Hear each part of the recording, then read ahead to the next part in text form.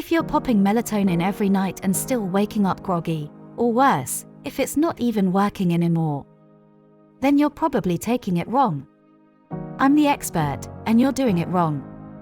You think this little pill is your sleep savior, but for many, it's actually making things worse and messing with your body's natural sleep chemistry.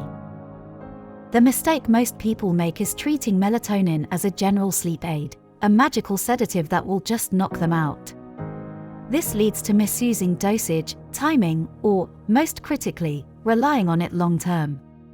You're using it like a sledgehammer when your body needs a subtle signal. Your body isn't designed to be flooded with external hormones every night, and that's precisely where it goes wrong. Here's what's really going on. Melatonin isn't a sedative, it's a signal.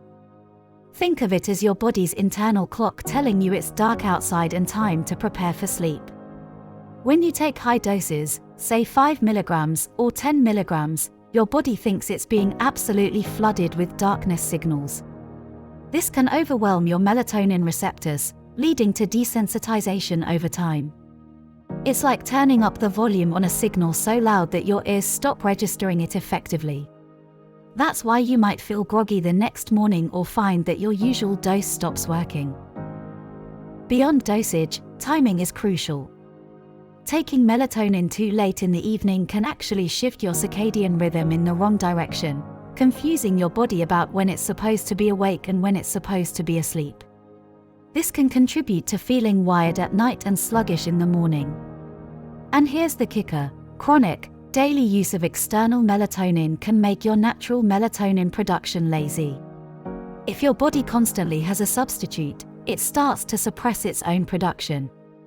It's like having someone else always do your chores. Eventually, you stop doing them yourself, creating a dependency you never intended. So, how do we fix this?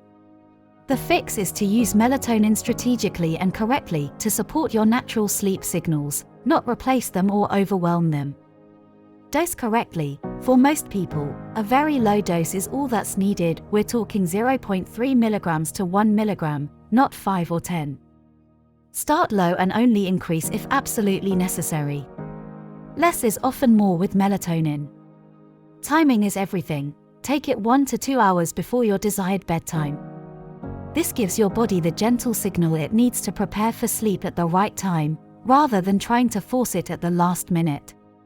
Use it for specific purposes. Melatonin is excellent for short-term rhythm resets, think jet lag, shifting work schedules, or occasional difficulty falling asleep. It's not designed for daily, chronic insomnia. For persistent sleep issues, it's vital to consult a healthcare professional. Prioritize natural light. This is arguably more important than any supplement. Get natural light exposure first thing in the morning to tell your body it's daytime and to suppress melatonin naturally. In the evening, dim the lights and avoid bright screens to encourage your body's own melatonin production. You want to stimulate your internal chemistry, not override it.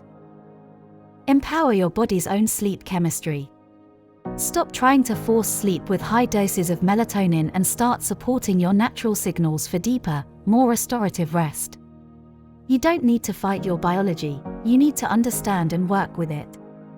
If this video helped you understand how to reclaim your natural sleep, hit that like button, subscribe for more insights into why you might be doing it wrong, and share it with anyone who's struggling with sleep. And remember, your natural sleep cycle is a powerful thing. Learn to listen to it.